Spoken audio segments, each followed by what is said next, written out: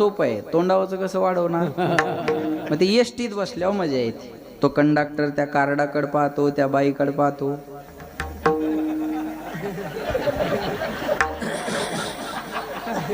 त्याला कळत आता हे खोटं आहे, तो असं करतो. खरंय, तिला कळत आता हे खोटं, याच्या लक्षात आलं. ही त्याच्या वजन टाकते. थोबाडाकडे काय पाहायला, कार्टाकडे पाहिला.